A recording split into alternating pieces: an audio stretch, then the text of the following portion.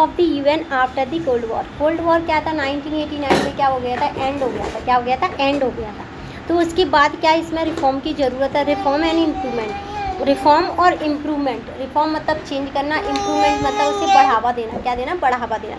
ये दोनों ही फंडामेंटल होते हैं, फंडामेंटल यूनिट होती है किसी भी ऑर्गेनाइजेशन की, जो सर्व करती है नीड को, चेंज करती है इन्वायरमेंट को। UN is not the exception, UN इसमें एक्सेप्शन है। यूएन इसमें एक्सेप्शन इसलिए है क्योंकि यूएन में जब भी चेंज और रिफॉर्म करने की बात करते हैं तो पांचों देश ये कहते हैं I have a veto power, कि मेरे पास वीटो पावर है जिसका मैं इस्तेमाल करके किसी भी लॉ, कानून, प्रोग्राम को रोक सकता हूँ, केवल और केवल यूएन के अंदर। किसके अंदर, यूएन के अंदर। ठीक है। एक्सेप्शन का मतलब होता है अपवाद। क्या है, अपवाद। एक्सेप्शन का मतलब पता है क्या है, अपवाद।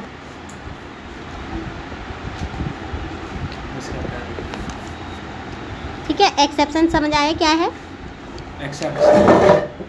एक्सेप्शन का मतलब क्या होता है, अपवाद होना। क्या होना, अपवाद। इसी में देखो ये लिखा है एक्सेप्शन, ये लिखा है देखो एक्सेप्शन ये। ठीक है। In the recent year there have been the demand for the reform of the world body, यानी कि दुनिया की वर्ल्ड बॉडियों में क्या चाहते हैं, रिफॉर्म चाहते हैं। However there is the little clarity, इसमें छोटी सी क्लियरिटी और कंसेंसस होता है on the nature of reform में। Two basic kind of reform the UN, दो बेसिक रिफॉर्म चाहते हैं यूएन ऑर्गेनाइजेशन में, स्ट्रक्चर एंड प्रोग्रेस। कोई बात नहीं समझ आया ना। देखो हमने क्या है, मतलब दुनिया चाहती है कि ना, दुनिया के जो ऑस्ट्रेलिया है, अफ्रीका है, इंडिया है, ब्राज़ील है, साउथ अमेरिका है, तो ये चाहते हैं कि यूएन में रिफॉर्म हो। और रिफॉर्म किस लिए हो, क्योंकि उनके नंबर बढ़ जाए, उनकी कंट्री आ जाए, जिससे उन्हें ताकत मिल जाए और अपना रिप्रेजेंटेटिव शो कर सके। लेकिन यूएन क्या है, इसमें एक्सेप्शन है। एक्सेप्शन क्यों है कि 5 देशों के पास क्या है, वीटो पावर। क्या है, वीटो पावर। वो पांचों देश क्या कहते हैं, अगर तुम किसी को ऐड करेंगे ना तो हम मना कर देंगे। तो हमारा जो वीटो है ना, वीटो का मतलब क्या होता है, इसके आगे किसी भी वोट की कोई मान्यता नहीं है। ठीक है। बेसिक रिफॉर्म क्या है, एक तो स्ट्रक्चर चेंज करना है, उसका डिज़ाइन चेंज करना है, दूसरा क्या है, उसकी प्रोसेस, यानी कि प्रोसेस चेंज करनी है।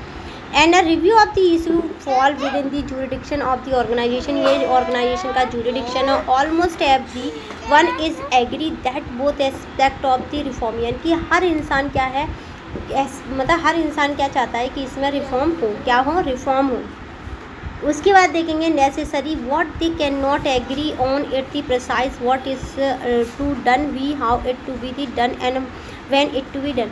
यानी कि ये जो चेंज है, ये प्रोसेस में, स्ट्रक्चर में, किस में चेंज मांग रहे हैं, प्रोसेस में, स्ट्रक्चर में चेंज मांग रहे हैं। तो ये कब होंगे, कैसे होंगे, कौन करेगा और क्यों नहीं हो रहे, ये वाले क्वेश्चन हमारे सामने आए। On the reform structure and the progress and biggest discussion has been on the functioning and the security council. ये सारी चीज़ें डिपेंड करती हैं सिक्योरिटी काउंसिल पे। किस पर, सिक्योरिटी काउंसिल पर। Related to this has been the demand for an increase in the UNSC permanent and non-permanent membership that literally realities of the contemporary world politics are better reflect in the structure of the organization। आराम से समझेंगे, मैंने केवल पढ़ा। ठीक है। देखो हम जब भी किसी चीज़ में रिफॉर्म करते हैं, जैसे घर में रिफॉर्म किया, हमें एक कमरा बनवाना है तो सारे घर वालों से पूछते हैं ना, वैसे ही इसमें क्या है, मेंबर इंक्रीज़ करनी है तो हमारे पास क्या है, इंक्रीज़ मतलब बढ़ाना है। ठीक है। तो हमारे पास 5 जो परमानेंट है और जो 10 नॉन परमानेंट है, हम उनके पास जाते हैं, क्या अपना वोट दोगे, तो उनमें से जिसने भी मना कर दिया तो क्या नहीं होता, कोई भी रिफॉर्म नहीं होता है। अभी तक यही है। ठीक है। अगर particular there proposal to increase membership from the Asia, हम चाहते हैं, कहाँ से चाहते हैं कि एशिया से रिप्रेजेंटेटिव बढ़े, अफ्रीका से रिप्रेजेंटेटिव बढ़े और साउथ अमेरिका से रिप्रेजेंटेटिव बढ़े, इवन जापान और यूएसए वो भी चाहते हैं, ऑस्ट्रेलिया की, इनसे भी रिप्रेजेंटेटिव बढ़े। क्या बढ़े, रिप्रेजेंटेटिव बढ़े। उसके अलावा US and western country want करते हैं कि इम्प्रूवमेंट हो यूएन में बजटरी प्रोसेस में। बजटरी प्रोसेस मतलब पैसा जो आता है, आराम से समझना, डरना मत कुछ भी। देखो अफ्रीका, साउथ अमेरिका, अमेरिका नहीं, साउथ अमेरिका, जो ब्राज़ील वाला एरिया ना, वो वाला ब्राज़ील, इंडिया, जापान, ऑस्ट्रेलिया, ये चाहती है कि यूएनएससी में रिफॉर्म हो, क्या हो, इसकी स्ट्रक्चर चेंज हो जाए, उसकी प्रोसेस चेंज हो जाए। क्यों हो जाए? क्योंकि देखो इंडिया क्या है, बहुत पॉपुलस कंट्री, मतलब बहुत क्या, दुनिया की ऐसी पहली कंट्री है जिसमें सबसे ज़्यादा पॉपुलेशन है। अब वो चाहती है कि मेरा रिप्रेजेंटेटिव हो यूएन में, क्योंकि मेरे पास ज़्यादा सिटीजन ऑफ दी वर्ल्ड है, ठीक है। ऐसे ही ऑस्ट्रेलिया चाहता है कि हमारा तो कोई रिप्रेजेंटेटिव नहीं है। अफ्रीका कहता है इतना बड़ा कॉन्टिनेंट है, इतना बड़ा कॉन्टिनेंट है, हमारे यहाँ इतनी वल्नरेबल कंट्री है, फिर भी हमारा कोई रिप्रेजेंटेटिव ही नहीं है, ठीक है। फिर उसके बाद आती है साउथ अमेरिका की बात। साउथ अमेरिका पैसे वाला है, सब कुछ है, लेकिन ब्राज़ील चाहता है कि मेरा इतना बड़ा जोग्राफिकल एरिया है, इतनी वास्ट वर्ल्ड है, इतनी सारी चीज़ें हैं, इसमें जो भी होगा उसे रिप्रेजेंटेटिव तो हमें कहाँ चाहिए, यूएन में हमारा भी होना चाहिए, ठीक है। On the issue to giving the greater priority of the bout within the jurisdiction of UN and sub-country accept want to the organization to play greater or more effective role in the peace and security mission। अब देखो कुछ country actual में चाहती है कि हम शांति के लिए काम करें, शांति के लिए रिफॉर्म लेके आए। कुछ कंट्री चाहती है कि नहीं, हमारा वोट होना ही चाहिए इस ऑर्गेनाइजेशन में, और इस वजह से बहुत सारे प्रपोजल भी देती हैं। क्या देती है? प्रपोजल भी देती हैं। While the other want its role to be the confined to be the development and the humanitarian work, यानी कि क्या करते हैं, डेवलपमेंट करते हैं, ह्यूमैनिटेरियन वर्क करते हैं, जैसे health, education, environment, population control, human right, gender and social jurisdiction. अब ये बोलो, देखो किस किस पे यूएन में जब हम क्या कर लेंगे, पार्टिसिपेट करेंगे, मतलब जो 193 जो है वो किस किस चीज़ पे काम करते हैं। बच्चे की अच्छी हेल्थ होनी चाहिए, ठीक है, बच्चे को अच्छी शिक्षा मिलनी चाहिए, उसका एनवायरनमेंट अच्छा होना चाहिए, पॉपुलेशन कंट्रोल होना चाहिए, ह्यूमन राइट्स होना चाहिए, जेंडर और सोशल जस्टिस, इन सारी चीज़ों में क्या होनी चाहिए हमारे पास। हम सारे लोग काम करना चाहते हैं और यूएनएससी में ये सारी चीज़ों पर काम होते हैं। Let us look at the both set of the reform with and the emphasize on the reform of structure and process, यानी कि हम इसमें emphasize करेंगे रिफॉर्म और स्ट्रक्चर को। The UN was established in 1945। UN कब बना? 1945 में बना था। कब बना था? 1945 में, immediate after the second world war. जैसे ही सेकेंड वर्ल्ड वॉर फिनिश हुआ उसके बाद द वे इट, इसका जो वे था, it was organized and they, क्या है, was organized and the way it the function reflect the realities of the world politics, यानी कि वर्ल्ड की जो पॉलिटिक्स है उसकी रियलिटी हमें कहाँ दिखाई देती है? यूएनएससी में दिखाई देती है।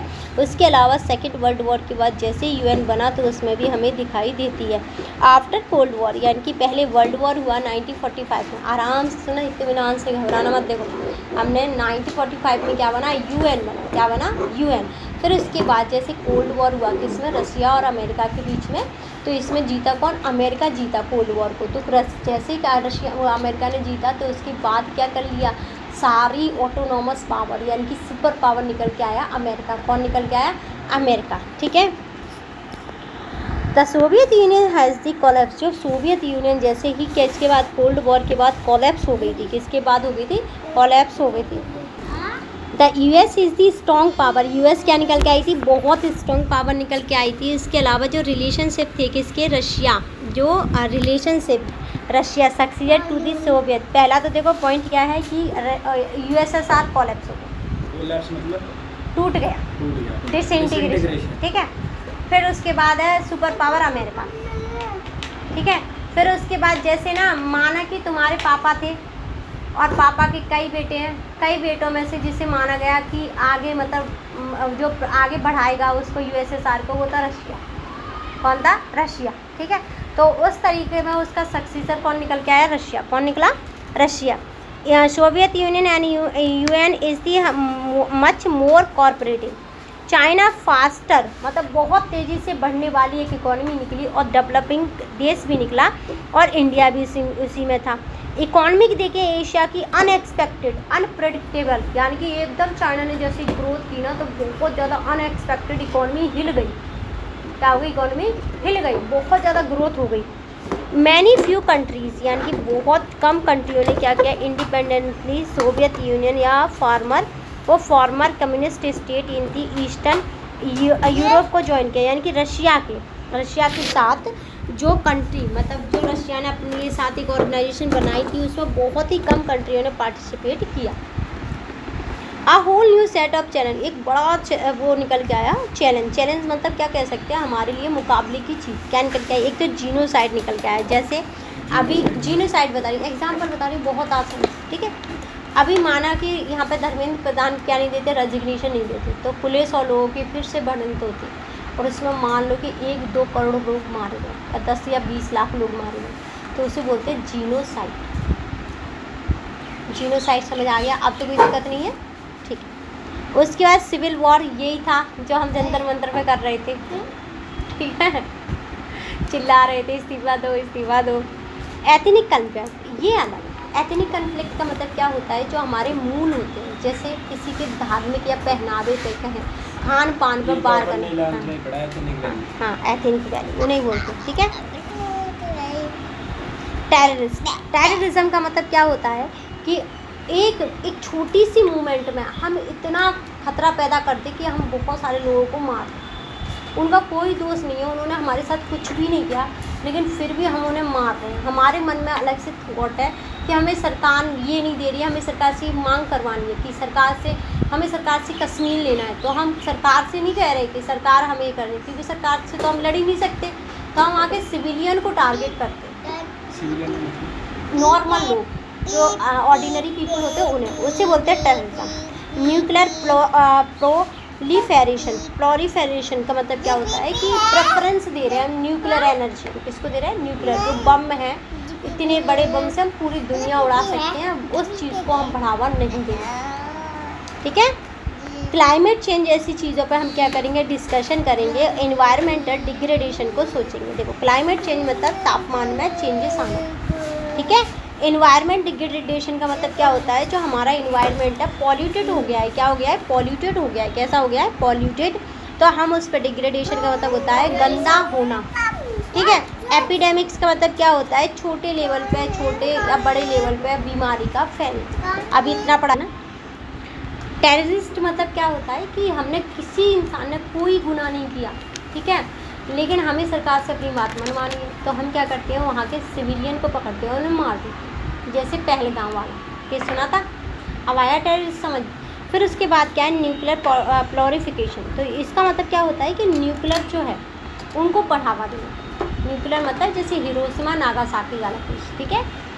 क्लाइमेट चेंज का मतलब क्या होता है, जैसे टेम्परेचर का चेंज होना, ठीक है, टेम्परेचर का चेंज होना, उसके अलावा कोस्टल एरिया में पानी का सबमर्ज होना, पेड़ पौधों का कम होना और जानवरों का मरना, ये क्या है, क्लाइमेट चेंज के क्या है एग्जाम्पल है। सॉइल का डिग्रेडेशन यानी कि सॉइल का गंदा होना, कचरा ऐसे फेंकना, तो ये सारे क्या है, सॉइल का डिग्रेडेशन ही है, ठीक है। इन्वायरमेंट डिग्रेडेशन का मतलब क्या होता है, हमारी जो पानी थी उसकी गुणवत्ता ख़त्म हो गई है, हवा की गुणवत्ता ख़त्म हो गई है, मिट्टी की गुणवत्ता ख़त्म हो गई है, नॉइस इतनी होती है कि सिर में दर्द होने लगता है, ठीक है, तो ये क्या है, इन्वायरमेंटल डिग्रेडेशन है, क्या है, इन्वायरमेंटल डिग्रेडेशन है, इन्वायरमेंटल डिग्रेडेशन है, ठीक है। इसको लो अकेले 4 को बस और 9 को लो बस, अलग अलग करो, ठीक है। इन दिस सिचुएशन, अगर हम इस सिचुएशन की बात करें, इन वो 1989 as the cold war was ending, the question facing the world was is the UN doing the enough, क्या उस टाइम पे जैसे कोल्ड वॉर फिनिश हुआ तो क्या यूएन इनफ था पूरी दुनिया के लिए, या उसके अलावा भी कई ऑर्गेनाइजेशन बननी चाहिए जिससे कि हम क्या कह सकते हैं ये इनफ हो जाएगा। इनफ मतलब काफ़ी होना, यानी कि बहुत है, इतना बहुत है बस। Is the equated to what to is requirement, मतलब इसे सही करने के लिए और क्या चाहिए हमें, कौन सा हथियार चाहिए, क्या चाहिए। What should it doing we, यानी कि हम क्या कर सकते हैं, एंड हमें क्या करना चाहिए, एंड हाउ कैसे करना चाहिए। Reform are necessary to make it work better, यानी कि रिफॉर्म बहुत ज़्यादा नेसेसरी होते हैं, और क्या होते हैं, what reform are necessary to make it work better, यानी कि क्या चीज़ है जो हमें बेटर बना सकती है अच्छा काम करने के लिए। अगर हम कुछ डिकेड की बात करें, डिकेड मतलब कुछ 5 सालों की बात करें, डिकेड का हाफ बोला है इसमें, डिकेड का हाफ, तो डिकेड मतलब 10 साल, 5 साल, हाँ आधा। Member state have been trying to find the satisfactory and the practical answer to the question, यानी कि मेंबर चाहते हैं इनके सही से आंसर मिले और सेटिस्फैक्ट्री आंसर मिले और इनका क्या किया जाए, यूज़ किया जा सकता है। Reform of structure and the process well the case for the reform has the widespread support caring and getting agreement on what to do is difficult. यानी कि हमें किस चीज़ से, देखो रिफॉर्म बहुत ज़्यादा बड़ी लेवल पर होना चाहिए, गेट करना चाहिए, एग्रीमेंट होना चाहिए और डिफ़िकल्टी को हमें क्या होना चाहिए, कम करना चाहिए। हम किस में रिफॉर्म करेंगे, स्ट्रक्चर में रिफॉर्म करेंगे और प्रोसेस में। अगर हम रिफॉर्म की बात करें तो पूरी दुनिया ही रिफॉर्म को सपोर्ट कर रही है और एग्रीमेंट चाहती है, लेकिन इसमें बहुत बड़ी डिफ़िकल्टी है, लिख के दे दो। उसके अलावा एग्जामिन करेंगे डिबेट और डिस्कशन किसका, रिफॉर्म पे और सिक्योरिटी काउंसिल में। और 1992 की बात करें तो यूएन जनरल असेंबली क्या करती है, अडॉप्ट करती है कि रेजोल्यूशन का मतलब होता है एक एग्रीमेंट। क्या है, एक एग्रीमेंट। रेजोल्यूशन रिफ्लेक्ट करता है तीन मेन कंप्लेंट जिसमें क्या होती है, security council no longer representative, यानी कि सिक्योरिटी काउंसिल लंबे टाइम तक रिप्रेजेंटेटिव नहीं है कंटेम्प्रेरी पॉलिटिकल रियलिटीज़ में। किसमें, रियलिटी में, मतलब जो क्या है, दुनिया की जो सिक्योरिटी काउंसिल है ना, वो पूरे दुनिया के लिए ज़्यादा लंबी टाइम तक काम नहीं कर सकती। डिसीजन रिफ्लेक्ट करते हैं वेस्टर्न वैल्यू के, जो वेस्टर्न डोमिनेट करने वाली वैल्यू है अमेरिका, उसके डिसीजन रिफ्लेक्ट करते हैं सारी चीज़ों में। लैक ऑफ इक्विटेबल रिप्रेजेंटेशन है, मतलब कुछ देशों का तो रिप्रेजेंटेशन बहुत हाई है, कुछ का बिल्कुल ही नहीं है। उसके अलावा व्यू देखें, व्यू मतलब क्या है, अगर हम इसकी ग्रोविंग देखें यानी कि बढ़ने को देखें तो रीस्ट्रक्चर यूएन देखेंगे। 1 जनवरी 1997 की बात करें तो सेक्रेटरी जनरल कोफी अन्नान ने एक इंक्वायरी स्टार्ट की, हाउ टू, एक इंक्वायरी हुई। इंक्वायरी का मतलब क्या होता है, जांच पड़ताल करना कि कैसे इसमें रिफॉर्म लाई जाए, कि इंस्टेंट सिक्योरिटी काउंसिल में मेंबर चूज़ करे जाए, क्या किया जाए, चूज़ करे जाए सिक्योरिटी काउंसिल में। अगर हम कुछ देखें चीज़ों को कि आज just some of the criteria, कुछ क्राइटेरिया होता है प्रपोजल का, new permanent member and non permanent member. जो परमानेंट मेंबर है और जो नॉन परमानेंट मेंबर है सिक्योरिटी काउंसिल में, वो मेंबर क्या करते हैं, नए मेंबर को क्या करते हैं, सजेस्ट तो करते हैं लेकिन ऐड नहीं करने देते। मेजर इकोनॉमिक पावर जैसे America, military power America, substantial contribution to the UNO budget, यानी कि सबसे ज़्यादा बजट देने वाला America. Big nation in term of the it population, किसी की पॉपुलेशन ज़्यादा है तो उसके मतलब उसके बेस पे क्या है, जैसे चाइना। अगर नेशन की बात करें तो डेमोक्रेसी और ह्यूमन राइट्स की बात करें तो सारे लोग रिस्पेक्ट तो करते हैं। अगर कंट्री देखें तो make council more representative world and diversity in term of the geographical economic system और कल्चर की बात करें, कुछ नहीं बोला गया। जिनके पास ज़्यादा ताकत है, जिनके पास ज़्यादा पैसा है, जिनके पास ज़्यादा मिलिट्री पावर है, जिनके पास ज़्यादा शेयर देते हैं यूएन में, उनके पास रिप्रेजेंटेटिव ज़्यादा है। आया समझ? देखो अब इसमें परमानेंट पूरे में यहाँ से लेके यहाँ तक। हाँ देखो उसमें ना एक ना कॉफ़ी अमान थे, ठीक है। कॉफ़ी अमान ने देखा कि ना वहाँ पे ना इसमें जो रिफॉर्म हो रहे हैं ना, रिफॉर्म करने की कोशिश तो की जा रही है लेकिन रिफॉर्म हो नहीं पा रहे। इसका सबसे बड़ा कारण क्या था, इसका सबसे बड़ा कारण ये था कि सबसे बड़ा कारण ये था कि जो बड़ी पावर है वो कह रही है कि नहीं हम इसमें रिफॉर्म ही नहीं करने देंगे, और वो करने देंगे क्योंकि पैसे देते हैं वो लोग, क्या देते हैं, पैसे। इस वजह से clearly each of these criteria has some and the validity, government साथ ही advantage in the criteria and disadvantage in the other depending on the interest and the aspiration. बस कुछ मत पढ़ना, बस आराम से समझना क्योंकि तुम्हें समझ नहीं आएगा अगर मैं पढ़ूंगी तो, ठीक है। मैं अपने लिए पढ़ती हूँ, ठीक है। अब देखो ये जो हमें क्या दिख रहे हैं, ब्लैक दिख रहे हैं, इस इधर 5 जो ब्लैक दिख रहे हैं ना, क्या है 5 जो ब्लैक दिख रहे हैं, वो कहते हैं कि हम किसी को यूएनएससी का क्या नहीं बनने देंगे, परमानेंट मेंबर नहीं बनने देंगे। जो ब्लैक वाले 5 हैं, ठीक है। क्यों नहीं बनने देंगे, क्योंकि ये कितना पैसा दे रहे हैं, 22% दे रहे हैं पूरी उसका इनकम का, ठीक है। ये 12% दे रहे हैं, ये 8.5% दे रहे हैं, ये 6% दे रहे हैं। इंडिया सबसे कम दे रहा है, कितना दे रहा है, 0.8%। ये याद रखना, ये वाली जो टर्म है नीचे इंडिया वाली, वो याद रखनी है, ठीक है। तो सबसे लास्ट इंडिया है, हाँ ठीक है। और इसी वजह से इन्हें एडवांटेज भी मिलता है, जो ज़्यादा पैसे देता है उसे ज़्यादा एडवांटेज मिलता है, जो कम पैसे देता है उसे कम वो एडवांटेज मिलता है। एडवांटेज मतलब लाभ, ठीक है। अब तो कोई दिक्कत नहीं है, आप समझ आ रहा है ना, ठीक है। Even if they had no desire to be the member themselves, यानी जाओ, यानी कि इसके अलावा इन्हें इनकी कोई इच्छा नहीं है countries see that the criteria were the वो प्रॉब्लमेटिक, यानी कि क्या करती हैं ये क्राइटेरिया क्या बन जाता है, प्रॉब्लमेटिक बन जाता है। प्रॉब्लमेटिक होता है वो समस्या वाला। How and the economic and military power did you have to be in the qualify for the security council membership, यानी कि क्या करना चाहिए, क्या क्वालिफिकेशन होनी चाहिए जिसकी वजह से हमें मेंबरशिप मिल जाए सिक्योरिटी काउंसिल की। What level of budget contribution would you enable a state to buy enter into the council, यानी कि क्या बजट रखें जिससे कि सभी लोगों का रिप्रेजेंटेटिव तय हो जाए। लेकिन रिप्रेजेंटेटिव तो तब तय होगा ना जब अमेरिका किसी का रिप्रेजेंटेटिव तय होने देगा। अमेरिका, रशिया, चाइना, यूके और फ्रांस, ये किसी का रिप्रेजेंटेटिव वो पैसे के बेस पे, पेपर के बेस पे, किसी भी बेस पे नहीं होने देंगे, क्योंकि इन्हें वीटो दे दिया। जब बनाते टाइम ही इन लोगों को बोलना चाहिए था कि तुम वीटो क्यों दे रहे हो ऐसे। हमने भी वीटो दी है राष्ट्रपति को, लेकिन वीटो कब दी है, जब सारी शक्तियाँ हमने प्राइम मिनिस्टर को दे रखी हैं, इनडायरेक्टली दे रखी है ना। It respect to the democracy and the human rights, ये रिस्पेक्ट करते हैं डेमोक्रेसी की, ह्यूमन राइट की, उसके अलावा एक्सीलेंट रिकॉर्ड की, मेंबर्स की, और क्या करते हैं सिक्योरिटी काउंसिल में इफेक्टिव होते हैं।